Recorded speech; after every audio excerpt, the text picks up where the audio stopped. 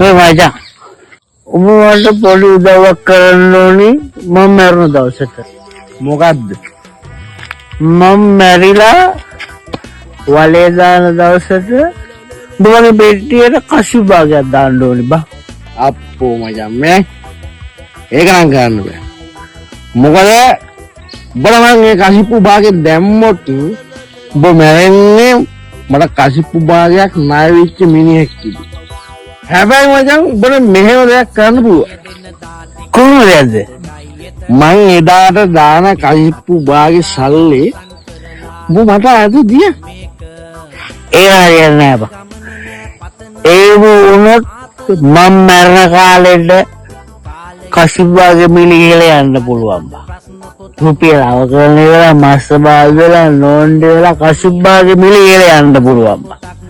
ඒත් මම ණයකාරයෙක් වෙනවා බං ඔබට. තෝ හිතනවාද තෝ ඔය බොන බීමට තව අවුරුද්දක්වත් ජීවත් වෙයි කියලා? අඩෝ මගේ වකුගඩුවත් එක දෙන්න ගත්ත බං ඔබ ඔය කතාව කියන්නේ. පොඩ දැන් ඔය වකුගඩුව තියෙන්නේ ඔය පැත්තේ.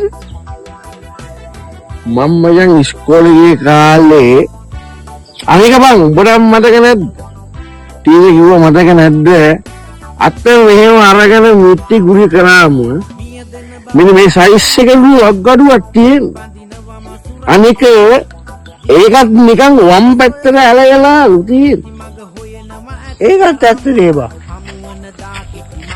මේ ඒකනේ ඔබ ඉස්කෝලේ යන කාලේ ටීචර්ලා අහනකොට ඔබ ලොකු වෙලා වෙන්න කැමති කවුද කියලා ඔබ දුන්න උත්තරේ මොකද්ද?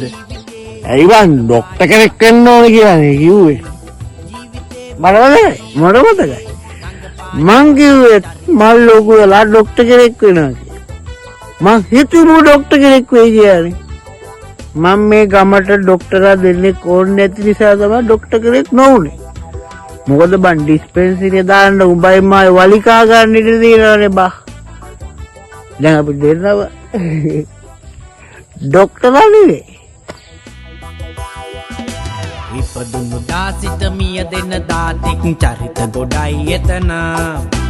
පිටපත ලියලා අවසන් කරලා ඉවන කෘතිය මේක. හිමින් ගමන නෑ පතනව හැමෝම ආතල් හරි නිතර. කාලය කෙලවන ජීවය කලබන ප්‍රශ්න පොතක් ඒක. කාලය කෙලවන ජීවය කලබන ප්‍රශ්න පොතක් ඒක. ජීවිතේ මේ ජීවිතේ